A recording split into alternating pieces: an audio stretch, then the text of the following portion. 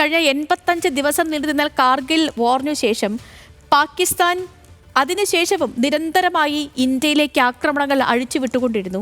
ഇപ്പോൾ ക്ഷമയുടെ നെല്ലിപ്പലക പോലും കണ്ട് കഴിഞ്ഞിരിക്കുന്ന ഒരു അവസ്ഥയിലേക്ക് നമ്മുടെ രാജ്യം എത്തി നിൽക്കുകയാണ്. പക്ഷേ ഇപ്പോഴും ഈ നിലവിലെ സാഹചര്യങ്ങൾ പരിശോധിക്കുമ്പോഴും ഈ സാഹചര്യങ്ങളെ ഒരു എസ്കലേറ്റ് ചെയ്ത ഒരു യുദ്ധത്തിലേക്ക് എത്തിക്കാൻ ഈ രാജ്യം താല്പര്യപ്പെടുന്നുണ്ടോ? അങ്ങനെ ഒരു പ്രഖ്യാപനം 10:30-ക്കുള്ള വാർത്താ സമ്മേളനത്തിൽ നമ്മൾ ഉണ്ടാകുമെന്ന് കരുതാൻ കഴിയുമോ? തീർച്ചയായിട്ടും. അതായത് നമുക്ക് ഇന്ത്യ രാജ്യത്തിൻ്റെ ചരിത്രം തന്നെ പരിശോധിച്ചാൽ നമുക്കറിയാൻ പറ്റും. ഇന്ത്യ പരമ്പരാഗതമായ ഒരു പീസ് ലവിങ് കൺട്രി എന്നാണ് അറിയപ്പെടുന്നത്. അതായത് ഒരു സമാധാനകാംക്ഷയെ സമാധാനം ആഗ്രഹിക്കുന്ന ഒരു രാഷ്ട്രമാണ്. പലപ്പോഴും ഇന്ത്യ നേരിട്ടിട്ടുള്ളത് വൈദേശികമായിട്ടുള്ള ആക്രമണങ്ങളെയാണ്. പല വൈദേശിക ശക്തികൾ ഇന്ത്യയിലേക്ക് വന്നിട്ടുണ്ട്. നമുക്കറിയാം, യൂറോപ്യൻ ശക്തികളും അല്ലാതെ തന്നെ അറബ് ശക്തികളും മറ്റ് വിദേശ ശക്തികളെല്ലാം ഇന്ത്യയിലേക്ക് വന്നിട്ടുണ്ട്. അപ്പോൾ സ്വാഭാവികമായിട്ടും ഇന്ത്യ എപ്പോഴും ചൂസ് ചെയ്യുന്നത് ഒരു പീസ്ഫുൾ റീകൺസിലിയേഷൻ തന്നെയാണ്. അതിനു വേണ്ടിയിട്ടുള്ള ഒരു ശ്രമം ആദ്യം മുതലേ ഇന്ത്യക്ക് ഉണ്ടായിട്ടുണ്ട്. ഇതുവരെയും ഒരു പ്രിയംറ്റീവ് അറ്റാക്ക് അല്ലെങ്കിൽ ആദ്യമായി ആക്രമിക്കുന്ന ഒരു രീതി, ഒരു ശൈലി ഇന്ത്യൻ ദേശീയ രാഷ്ട്രീയത്തിന് അല്ലെങ്കിൽ ഇന്ത്യ രാജ്യത്തിന് തന്നെ മുന്നേ ഇല്ല. അത് സ്വാതന്ത്ര്യത്തിന് മുന്നേയും ഇല്ല, അല്ലെങ്കിൽ സ്വാതന്ത്ര്യാനന്തരവും അങ്ങനെ ഒരു ചരിത്രമില്ല. അപ്പോൾ സ്വാഭാവികമായിട്ടും ഇന്ത്യ എപ്പോഴും പ്രിഫർ ചെയ്യുന്നത് ഒരു പീസ്ഫുൾ ആയിട്ടുള്ള ഒരു കോൺസിലിയേഷന് തന്നെയായിരിക്കും. അതേസമയം പാകിസ്ഥാൻ്റെ കാര്യം എടുത്തു കഴിഞ്ഞാൽ അത് സ്വാതന്ത്ര്യാനന്തരം തന്നെ, അത് ഇപ്പോൾ നമ്മൾ എല്ലാവരും പറയുന്ന പാക് അധിനിവേശ കാശ്മീർ എന്ന് പറയുന്ന പ്രദേശം തന്നെ ഇന്ത്യയുടെ ഭാഗമായി നിൽക്കാൻ ആഗ്രഹിച്ച കാശ്മീരിൽ നിന്നും ഒരു അധിനിവേശം നടത്തി അവർ ഒക്കുപ്പൈ ചെയ്തിരിക്കുന്ന ഒരു ഭാഗമാണ് പാക് അധിനിവേശ കാശ്മീർ എന്ന് പറയുന്നത്. അപ്പോൾ 1948 1948 മുതൽ തന്നെ ഇത്തരത്തിലുള്ള ഇന്ത്യക്കെതിരെയുള്ള പല വിധത്തിലുള്ള ആക്രമണങ്ങൾ അല്ലെങ്കിൽ നുഴഞ്ഞുകയറ്റ ശ്രമങ്ങളെല്ലാം പാകിസ്ഥാൻ നടത്തിയിട്ടുണ്ട്. അതിൻ്റെ ഫലമായിട്ടാണ് നമ്മൾ കാണുന്ന 48-ലെ യുദ്ധത്തിന് ശേഷം 1967-ലെ യുദ്ധം, 1971-ലെ യുദ്ധം, പിന്നീട് നടന്ന കാർഗിൽ യുദ്ധം, ഇതെല്ലാം അതിൻ്റെ ഭാഗമായിട്ടുള്ളതാണ്.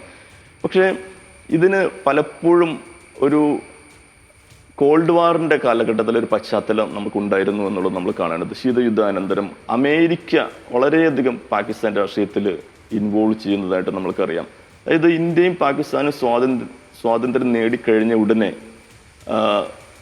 1947 കഴിഞ്ഞ് തൊട്ടുടനെ തന്നെ യുണൈറ്റഡ് സ്റ്റേറ്റ്സ് ഈ അന്തർദേശീയ രാഷ്ട്രീയത്തിൻ്റെ ഭാഗമായിട്ട് പാകിസ്ഥാനെ അവരുടെ വരുതിയിലാക്കാൻ വേണ്ടി ഉടനെ തന്നെ പാകിസ്ഥാനെ സമീപിക്കുകയും അവരുടെ ഭാഗമായി നിൽക്കുകയും അവർക്ക് ആയുധ സഹായവും സാമ്പത്തിക സഹായവും സൈനിക സഹായവും എല്ലാം നൽകുന്നത് നമുക്ക് ചരിത്രത്തിലുടനീളം പരിശോധിച്ചു കഴിഞ്ഞാൽ നമുക്കറിയാൻ പറ്റും.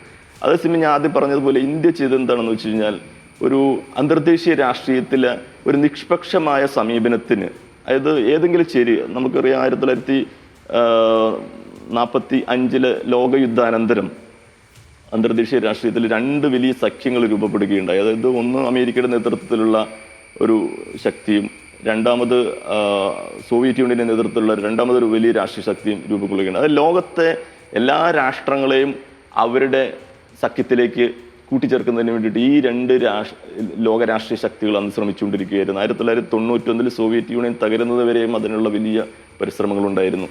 ഈ സമയത്ത് വളരെ അധികം യുക്തിരഹിതമായും വളരെയധികം ബുദ്ധിശൂന്യമായിട്ടുള്ള ഒരു രാഷ്ട്രീയ പ്രവർത്തികൾ ആണ്, അല്ലെങ്കിൽ രാഷ്ട്രീയമായിട്ടുള്ള ഇടപെടലുകളാണ് അമേരിക്ക പാകിസ്ഥാനിൽ നടത്തിയിട്ടുള്ളത്.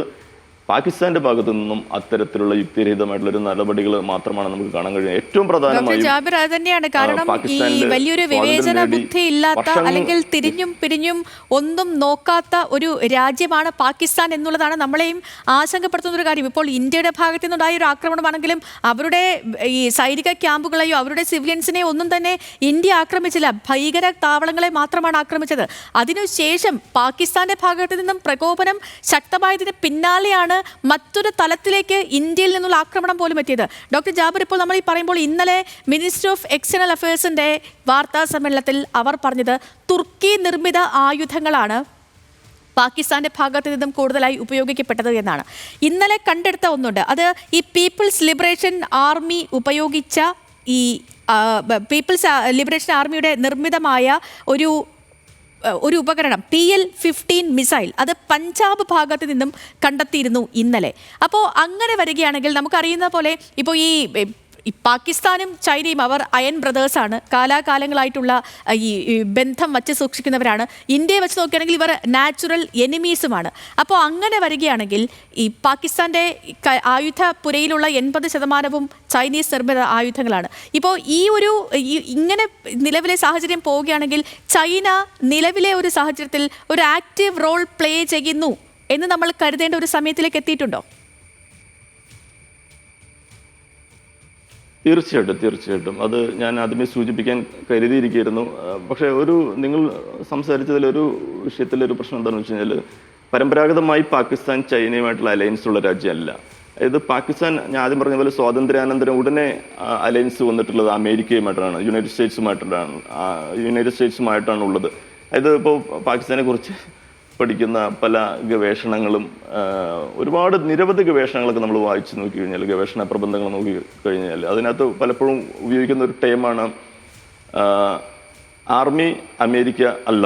അതായത് പാകിസ്ഥാനിൽ ഞാൻ ആദ്യം പറഞ്ഞ പോലെ ഒരു സൈനിക ഭരണകൂടം, ഒരു സിവിലിയൻ ഭരണകൂടത്തിന്, ഒരു സിവിലിയൻ സർക്കാർ ഉണ്ടാക്കാനായിട്ട് പാകിസ്ഥാന് ഇതുവരെയും കഴിഞ്ഞിട്ടില്ല. അതായത് കൃത്യമായ ഒരു ജനാധിപത്യ സംസ്കാരം വളർത്തിയെടുക്കാനായിട്ട് പാകിസ്ഥാന് കഴിഞ്ഞിട്ടില്ല എന്നുള്ളതാണ്. അതായത് സ്വാതന്ത്ര്യാനന്തര ദീർഘകാലഘട്ടം അവിടെ സൈന്യമാണ് ഭരിച്ചുകൊണ്ടിരിക്കുന്നത്. അതേസമയം തന്നെ ഞാൻ ആദ്യം പറഞ്ഞ പോലെ അമേരിക്കയുടെ ഒരു റോള് 3 എകളാണ്. അതായത് ഞാൻ പറഞ്ഞ പോലെ ആർമി, അമേരിക്ക, അള്ളാഹ്. അതായത് പിന്നീട് ദൈവം അല്ലെങ്കിൽ അള്ളാഹ്, അതായത് മതത്തിനെ രാഷ്ട്രീയത്തിലേക്ക് കൃത്യമായി സംയോജിപ്പിച്ചുകൊണ്ടുള്ള ഒരു രാഷ്ട്രീയത്തിനാണ് പാകിസ്ഥാൻ പ്രാധാന്യം നൽകിയിട്ടുള്ളത്. അതിന് അമേരിക്കയുടെ പൂർണ്ണമായിട്ടുള്ള പിന്തുണ ഉണ്ടായിരുന്നു എന്നുള്ളത് നമുക്ക് കാണാൻ പറ്റും. അപ്പോൾ ഈ ശീതയുദ്ധാനന്തരം, അതായത് കോൾഡ് വാർ പീരീഡിൽ മുഴുവൻ 1991 വരെ ആ ഒരു ഇക്വേഷനായിരുന്നു നിലനിന്നിരുന്നത്. അതായത് ഇന്ത്യ കൃത്യമായിട്ട് നോൺ അലയൻസ് മൂവ്മെന്റിൽ നിൽക്കുമ്പോഴും, അല്ലെങ്കിൽ ചെറിയൊരു സോവിയറ്റ് യൂണിയനോടുള്ള ചെറിയൊരു ആഭിമുഖ്യം നെഹ്റുവിന്റെ കാലഘട്ടം മുതലേ ഉണ്ടായിരുന്നെങ്കിലും ഇന്ത്യ കൃത്യമായി സ്വതന്ത്രമായിട്ടുള്ളൊരു അന്തർദേശീയ രാഷ്ട്രീയ നിലപാടാണ് സ്വീകരിച്ചത്. പക്ഷേ പാകിസ്ഥാൻ ആ കാലഘട്ടം മുഴുവൻ അമേരിക്കയോടുള്ള അലയൻസിലായിരുന്നു. അമേരിക്ക പാകിസ്ഥാന് വലിയ സഹായങ്ങൾ ചെയ്തിട്ടുള്ള കാര്യം ഞാൻ പറഞ്ഞു. പക്ഷേ ഈ ശീതയുദ്ധാനന്തരമാണ് ചൈന പാകിസ്ഥാനുമായിട്ട് അടുക്കുന്നത്. പ്രത്യേകിച്ചും ഈ അടുത്ത കാലഘട്ടത്തിൽ കഴിഞ്ഞ 10 വർഷത്തിനുള്ളിലാണ് ചൈനയും പാകിസ്ഥാനും തമ്മിലുള്ള ബന്ധം വളരെയധികം ശക്തമായി വരികയും, പാകിസ്ഥാനുമായിട്ട് മാത്രമല്ല അഫ്ഗാനിസ്ഥാനിലെ താലിബാനുമായി ചൈനയുടെ വലിയ ശക്തമായ ബന്ധം സ്ഥാപിക്കുന്നു. ഇപ്പം നമുക്കറിയാം 2021 അഫ്ഗാനിസ്ഥാനിലെ സിവിലിയൻ സർക്കാർ പോയതിനു ശേഷം താലിബാൻ അവിടെ വരികയും ആ സർക്കാരിനെ ആദ്യം സന്ദർശിക്കുന്ന ചൈനീസ് പ്രതിനിധിയാണ്. അപ്പോൾ അത് എന്തുകൊണ്ടാണെന്ന് വെച്ച് കഴിഞ്ഞാൽ, വേറെ ഏതെങ്കിലും രാഷ്ട്രം ആദ്യമേ അഫ്ഗാനിസ്ഥാനിൽ താലിബാനായിട്ട് ബന്ധം സ്ഥാപിക്കുന്നതിന് മുന്നേ തന്നെ ചൈന അവിടെ വന്ന് അഫ്ഗാനിസ്ഥാനുമായി താലിബാനായിട്ട് ബന്ധം സ്ഥാപിക്കണം. കാരണം തൊട്ടയൽ രാജ്യം പാകിസ്ഥാനാണ്. അപ്പോൾ ആ ഒരു ബന്ധം, ആ ഒരു മേഖലയിലെ നിയന്ത്രണം, സ്വാധീനം മുഴുവൻ അവരുടെ ഭാഗമാക്കുന്നതിന് വേണ്ടിയിട്ടാണ് ചൈന അതിന് ശ്രമിച്ചിട്ടുള്ളത്. അതേസമയം തന്നെ ഈ കശ്മീരിൻ്റെ ഒരു ഭാഗത്ത്, ചൈനയോട് ചേർന്നുള്ള ചൈനീസ് അതിർത്തി ഭാഗത്ത് ചൈനയ്ക്കും വലിയ രാഷ്ട്രീയ താല്പര്യങ്ങളുണ്ട്. ഒരു ഭാഗത്ത് പാകിസ്ഥാൻ്റെ രാഷ്ട്രീയ താല്പര്യങ്ങൾ, നമ്മൾ ആദ്യം പറഞ്ഞ പോലെ അധിനിവേശ കശ്മീർ, POK. അപ്പോൾ ഈ 2 മേഖലകൾ കൂടി ഉള്ളത് കൊണ്ട് തന്നെ ചൈന വളരെയധികം ശക്തമായി പാകിസ്ഥാന് പിന്തുണ കൊടുത്തുകൊണ്ടിരിക്കുകയാണ് എന്നുള്ളതിന് യാതൊരു സംശയമില്ല. പിന്നീട് നിങ്ങൾ പറഞ്ഞ ടർക്കിയുടെ കാര്യം, റജബ് തയ്യിബ് എർദോഗാനും അത്തരത്തിലുള്ളൊരു താല്പര്യമുണ്ട്. ആ മേഖലയിലെ വലിയ ഒരു രാഷ്ട്രീയ ശക്തിയായിട്ട് ടർക്കിയെ അവരെ അവിടെ പ്രതിനിധീകരിക്കണമെന്നുള്ളത് റജബ് തയ്യിബ് എർദോഗാൻ്റെ ഒരു താല്പര്യമാണ്. അപ്പോൾ ആ ഒരു താല്പര്യം കൂടി ഈ പാകിസ്ഥാൻ്റെ ഇത്തരത്തിലുള്ള ഒരു ഇന്ത്യക്കെതിരെയുള്ള ആക്രമണത്തിന് ഒരു കാരണമാണ്. അതുമാത്രമല്ല, പാകിസ്ഥാൻ എന്ന് പറയുന്ന രാജ്യം ഞാൻ ആദ്യം പറഞ്ഞ പോലെ ജനാധിപത്യ സംസ്കാരത്തിൽ നിന്ന് വളരെയധികം പിന്നിലാണ്. അവിടെ മിലിറ്ററി അതിനെ സഹായിച്ചിട്ടില്ല. അവിടെ വരുന്ന പലപ്പോഴും നമ്മൾ പറയാറുണ്ട്, ലോകത്ത് ഒരു ഗവൺമെൻറ്റിന് മിലിറ്ററി ഉണ്ട് എന്ന് പറയാറുണ്ട്. പക്ഷേ പാകിസ്ഥാൻ്റെ കാര്യം നമ്മൾ നോക്കിക്കഴിഞ്ഞാൽ നേരെ തിരിച്ചാണ്. ലോകത്തിലൊരു മിലിറ്ററിക്ക് ഒരു സർക്കാരുണ്ട് എന്നുള്ളത് പോലെയാണ്. അത് മിലിറ്ററി നിയന്ത്രിതമായിട്ടുള്ള ഒരു സർക്കാരാണ് അവിടെ. സിവിലിയൻ സർക്കാർ എന്ന് പറയുന്നത് പോലും അവിടെ നിലനിന്നിട്ടുള്ളത് എന്നുള്ളതാണ്. അപ്പോൾ ഇത്തരത്തിലുള്ള ഒരു ജനാധിപത്യമില്ലാത്ത ഒരു സംസ്കാരം, ട്രഡീഷൻ പാകിസ്ഥാൻ ഫോളോ ചെയ്യുന്നുണ്ട്. അപ്പോൾ അത്തരത്തിലുള്ള ആ കാഴ്ചപ്പാടുകൾ മാറി സൈന്യത്തിൻ്റെ ഒരു ആധിപത്യം അല്ലെങ്കിൽ സ്വാധീനം പാക് രാഷ്ട്രീയത്തിൽ നിന്ന് ഇല്ലാതായി ഒരു സിവിലിയൻ സർക്കാർ ഉണ്ടാകുന്നതിന് വേണ്ടിയിട്ടുള്ള ഒരു സിവിൽ സൊസൈറ്റിയുടെ അല്ലെങ്കിൽ പൊതുസമൂഹത്തിൻ്റെ രാഷ്ട്രീയ താല്പര്യങ്ങൾ, ജനാധിപത്യ ആഭിമുഖ്യവും താല്പര്യങ്ങളും എല്ലാം വളർന്നു വരുന്ന ഒരു സാഹചര്യം ഉണ്ടാകാതെ ഇത്തരത്തിലുള്ള പാകിസ്ഥാൻ്റെ ഭാഗത്തു നിന്നുള്ള പ്രശ്നങ്ങൾ ഇല്ലാതാകില്ല എന്നാണ് ഞാൻ മനസ്സിലാക്കുന്നത്. കാശ്മീരിന് വേണ്ടിയിട്ടുള്ള പ്രശ്നങ്ങൾ അത് ഇനിയും തുടരാൻ സാധ്യതയുണ്ട്. അതുകൊണ്ട് അതിന് പ്രതികരണം എന്നുള്ള നിലയിൽ ഇന്ത്യയുടെ ഭാഗമായിട്ടുള്ള ഇന്ത്യയുടെ ഒരു പ്രതികരണവും അതിൻ്റെ ഭാഗമായിട്ടുണ്ടാകും. അപ്പോൾ ഇത്തരത്തിലുള്ള സംഘർഷം തുടരുന്ന ഒരു സാഹചര്യമാണ് ഉണ്ടാകുന്നത്. അതിന് ചൈനയുടെ സപ്പോർട്ട് ഉണ്ടാകും എന്നുള്ളത് ഞാൻ മനസ്സിലാക്കുകയാണ്. അത് കാരണം ചൈന ഇതിനകത്ത് കൃത്യമായിട്ട് ഇടപെടും. ഇപ്പോൾ ലഷ്കർ എ തൊയ്ബയുടെ കാര്യം ഇവിടെ മുമ്പ് സൂചിപ്പിച്ചിരുന്നു. അവരുടെ ചില കേന്ദ്രങ്ങളെല്ലാം തകർത്തു. പക്ഷേ ലഷ്കർ എ തൊയ്ബയ്ക്ക് പോലും പിന്തുണ നൽകുന്നത് ആയുധങ്ങൾ ആയിട്ട് ബന്ധപ്പെട്ട് അത് നൽകുന്നത് ചൈനയാണെന്നുള്ള റിപ്പോർട്ടുകൾ 2-3 വർഷങ്ങൾക്ക് മുന്നേ വന്നിരുന്നു. അതേസമയം തന്നെ ഐക്യരാഷ്ട്രസഭയിൽ ലഷ്കർ എ തൊയ്ബ പോലുള്ള സംഘടനയെ അപലപിക്കുന്നതിന് വേണ്ടിയുള്ള പ്രമേയം കൊണ്ടുവന്ന സമയത്ത് അതിനെ നിഷേധിക്കാനും തയ്യാറായിട്ടുള്ളത് ചൈനയാണ് എന്നുള്ള കാര്യം നമ്മൾ ശ്രദ്ധിക്കേണ്ടത്. അപ്പോൾ ഈ വിഷയത്തിൽ ഞാൻ കാണുന്ന ഒരു ആശങ്ക, ചൈന പോലുള്ള വലിയൊരു ഐക്യരാഷ്ട്രസഭയിലെ സെക്യൂരിറ്റി കൗൺസിലിലെ ഒരു സ്ഥിര അംഗം, അതേപോലെ തന്നെ വലിയൊരു ആണവ ശക്തി, തീർച്ചയായും ഡോക്ടർ ജാബിർ, അത് വലിയൊരു ആശങ്കയാണ്. അങ്ങേക്ക് അതിലേക്ക് ഞാൻ വരാം. പക്ഷെ അതിനു മുൻപ് ഇപ്പോൾ വരുന്ന ഒരു അപ്ഡേറ്റ് കൂടി പ്രേക്ഷകരിലേക്ക് എത്തിക്കുകയാണ്. ഇപ്പോൾ മഹാരാഷ്ട്രയിൽ കൂടി ജാഗ്രതാ നിർദ്ദേശം വന്നിരിക്കുന്നു. മഹാരാഷ്ട്രയിൽ മത്സ്യത്തൊഴിലാളികൾക്ക് സുരക്ഷാ നിർദ്ദേശങ്ങൾ പുറപ്പെടുവിച്ചിരിക്കുകയാണ് സംസ്ഥാന സർക്കാർ. സമുദ്രാതിർത്തി പാലിക്കണമെന്ന കർശനമായ നിർദ്ദേശം വരുന്നു. മുതിർന്ന നാവികസേന ഉദ്യോഗസ്ഥരുടെ യോഗത്തിനു ശേഷമാണ് ഈ ഒരു തീരുമാനം. ഒപ്പം ഷിപ്പുകളിൽ ലൊക്കേഷൻ ട്രാക്ക് ചെയ്യുന്ന സംവിധാനം ഉറപ്പാക്കാനും തീരുമാനം വരികയാണ്. അങ്ങനെ കൂടുതൽ സംസ്ഥാനങ്ങൾ കൂടുതൽ ജാഗ്രതയിലേക്ക് പോകുന്ന ഒരു സാഹചര്യം വരുന്നു.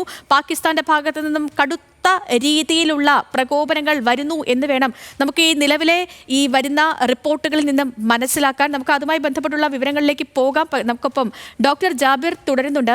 ഡോക്ടർ ജാബിർ, ഇപ്പോൾ നമ്മൾ ഈ പറഞ്ഞത് ചൈനയുമായി ബന്ധപ്പെട്ടുള്ള കാര്യമാണ്. ഈ പാകിസ്ഥാൻ ഇന്ത്യക്കെതിരെ ആക്രമണം നടത്തുമ്പോൾ നമ്മൾ എപ്പോഴും പറയുന്നുണ്ട് ഈ ഇന്ത്യയുടെ സൈനിക ശേഷിയുടെ അടുത്തുപോലും വരില്ല പാകിസ്ഥാൻ്റെതെന്ന്. അപ്പോഴും ഡോക്ടർ ജാബിർ, നമ്മൾ ഈ ഓർക്കേണ്ട ഒരു കാര്യം, നമ്മളിപ്പോൾ പലതരത്തിലുള്ള യുദ്ധങ്ങൾ കാണുന്നുണ്ട്, യുദ്ധമുഖത്ത് കാണുന്നുണ്ട്. ഇപ്പോൾ അതിൽ നമ്മളിപ്പോൾ റഷ്യയും യുക്രൈനും എടുക്കുകയാണെങ്കിൽ റഷ്യയുടെ ഒരു അംശം പോലുമില്ല യുക്രൈൻ്റെ സൈനിക കരുത്ത്.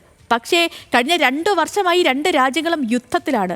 ഈ ഒരു യുദ്ധം തുടങ്ങുമ്പോൾ ഒരു രാജ്യത്തെ സഹായിക്കാൻ പല രാജ്യങ്ങളും എത്തിച്ചേരും എന്നതിൻ്റെ നേർസാക്ഷ്യമാണ് നമ്മൾ കണ്ടുകൊണ്ടിരിക്കുന്നത്. ഇപ്പോൾ ഇന്ത്യയും പാകിസ്ഥാനും, അത് രണ്ടും ഈ ആശങ്ക കൂടുന്നൊരു കാര്യം, രണ്ടുപേരും ആണവ ശക്തികളാണ് എന്നുള്ളത് ഒരു തരം. മറ്റൊരു തരത്തിൽ പാകിസ്ഥാനൊപ്പം ഇപ്പോൾ തുർക്കി ആവട്ടെ ചൈനയാവട്ടെ ഒക്കെ പാകിസ്ഥാനെ സപ്പോർട്ട് ചെയ്യാൻ വേണ്ടി എത്തുമെന്ന കാര്യവും നമുക്കറിയാം.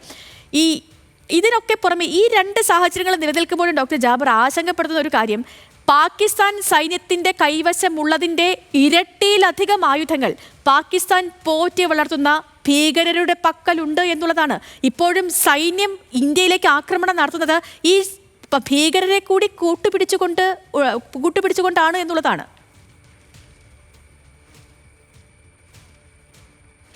അതെ, തീർച്ചയായിട്ടും.